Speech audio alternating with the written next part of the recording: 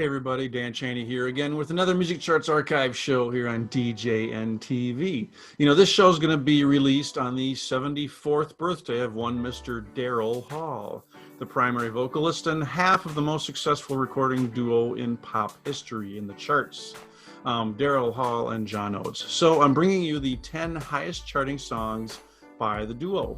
They had 16 songs reach the top 10. So every song on today's list is a top 10 hit. So let's do it. Let's count down the biggest hits by Hall Oates on this week's edition of the Music Charts Archive Show.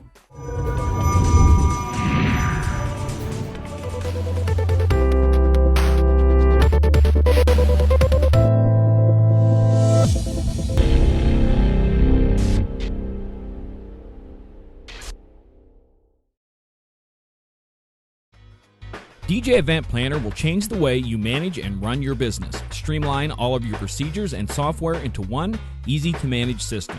DJ Event Planner, the ultimate online planning tool. Welcome to this week's Music Charts Archive show. Today we're counting down the 10 highest charting singles by Daryl Hall and John Oates in honor of Daryl Hall's birthday this weekend. So let's start that chart. At number 10 on the list, You Make My Dreams. You Make My Dreams was from Hall & Oates' 9th studio album called Voices. It was actually the 4th and final single from that album. The song peaked at number 5 and spent 3 weeks there in July of 1981. You Make My Dreams has been used in many commercials, TV shows, and movies, including The Office, The Wedding Singer, Step Brothers, and the one I usually think of, 500 Days of Summer.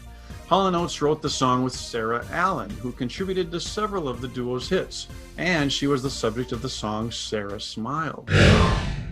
At number 9, we have Sara Smile. Speaking of Sara Smile, here it is. It was from their self-titled 4th studio album and was their very first single to make the top 40. It also became their very first top 10 hit, peaking at number 4 in 1976. As I just mentioned, it was written for Daryl Hall's then-girlfriend, Sara Allen. Although never married, they were a couple for about 30 years, actually, before breaking up in 2001. At number 8, we have Everything Your Heart Desires.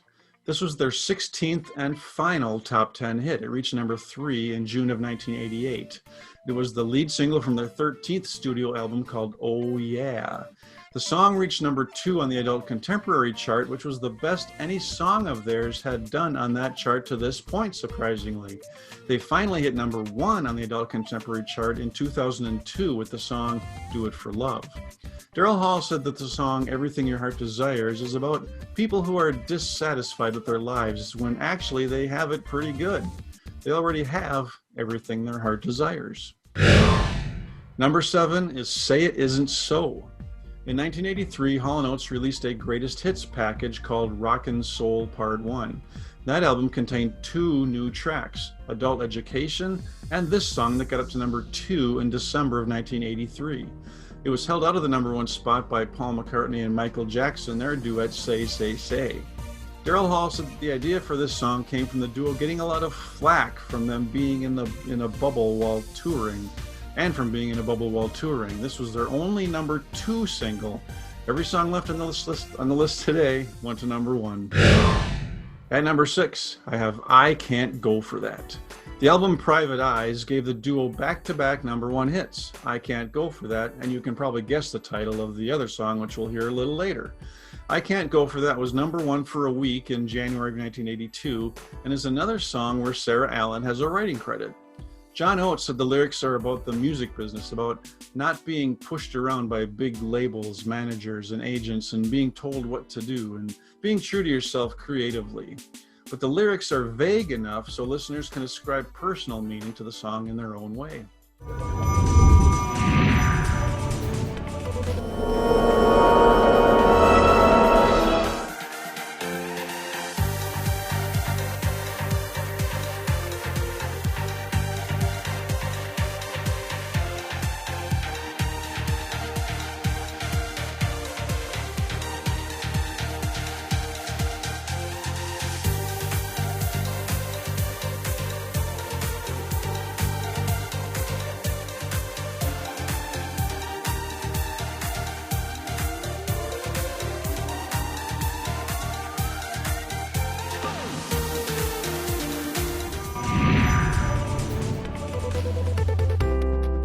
Welcome back to the show. This week we're counting down the 10 highest charting singles by Daryl Hall and John Oates.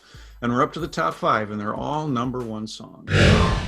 Number 5 is Rich Girl.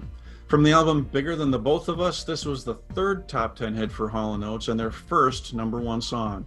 It hit the top in March of 1977 and stayed there a couple weeks. At the time, some people speculated the song was about newspaper heiress Patty Hearst, but Daryl Hall later confirmed it was about a rich ex-boyfriend of Sara's. He didn't have to worry about getting in trouble because Daddy would bail him out. Hall wrote, "He can rely on the old man's money, he can rely on the old man's money, he's a rich guy." But that didn't sound quite right, so they changed it to Rich Girl instead of Rich Guy. Number 4 is Out of Touch. The 12th studio album for Daryl Hall and John Oates was Big Bam Boom. It contained 4 chart singles, and this was the first. It was number 1 for 2 weeks in December of 1984. The song is often paired with the song Dance on Your Knees, which comes before Out of Touch on the album. In fact, the music video also opens with the song Dance on Your Knees. The video, which features an oversized drum set, was directed by Jeff Stein, who directed other surreal-type videos for Tom Petty's Don't Come Around Here No More and You Might Think by the Cars. Out of Touch was the final number 1 single for the duo. Number 3, Private Eyes. The title track from the 10th studio album by Hall & Oates hit number 1 in November of 1981 and stayed there for 2 weeks. Hall teamed up with Warren Pash and the Allen sisters to write this song. The video features everyone in trench coats as film noir private detectives while performing the song. Private Eyes has a familiar hand clap in the chorus, and I remember back in high school while driving one night in the dark, the song was on the radio and I was switching my headlights from bright to dim along with the rhythm of the hand clap, and my lights proceeded to go out. That was not good. Travie McCoy of Gym Class Heroes has the Private Eyes album artwork tattooed on his hands. Number 2 is Kiss on My List. This song basically started the 80s resurgence for Hall & Oates. It was actually the 3rd single released from their album Voices. Neither of the first 2 singles from the album reached the top 10.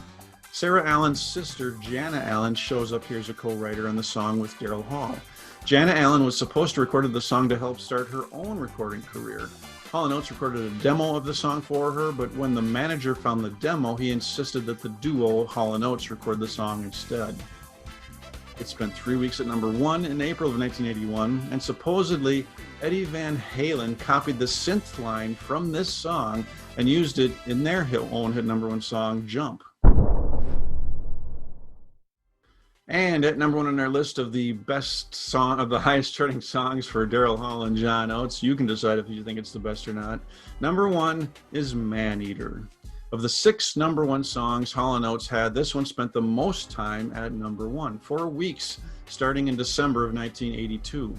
It was the lead single from their album H2O, which contained 2 other top 10 hits, One on One and Family Man.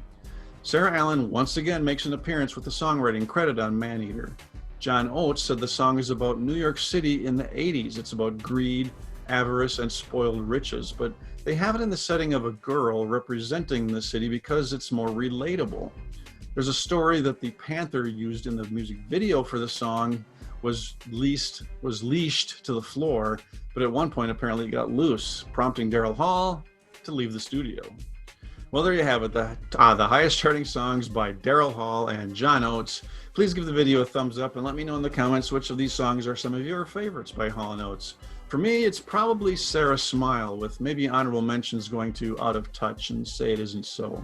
This has been Dan Cheney for the Music Charts Archive Show, and be sure to join me again next week for another Top 10 list right here on DJNTV.